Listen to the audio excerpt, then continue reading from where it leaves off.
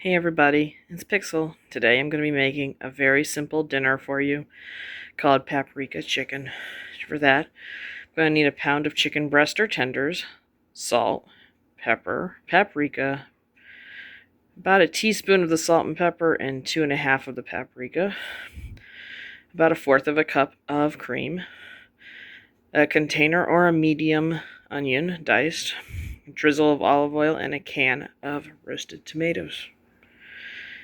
First step will be to put all the salt, pepper, and paprika into a bowl of our chicken and thoroughly mix it so it coats every one of them.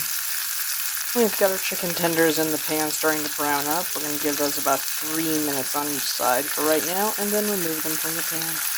With our chicken out of the pan, I can put in the onions to start browning up. And when those are starting to get golden brown, we'll add in the tomatoes.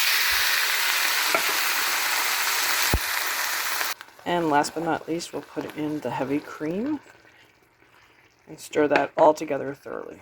And once the cream, tomato, onion mixture is coming together more, we'll put our chicken back into the pan to cook in the sauce for probably a good 15 minutes or so.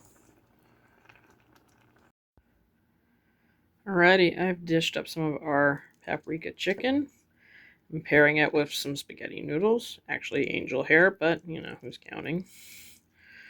A nice little taste of it. Well, I have to say that this is amazing, and it was very simple to eat. Chicken's cooked well. Tastes great with pasta. I can only imagine it would taste good with egg noodles, maybe potatoes. I put it with pasta because I thought the tomato cream sauce made a really good sauce for the pasta as well. But hey, if you have any ideas, you know what to do. Leave me a like, leave me a comment, and I see you in our next video.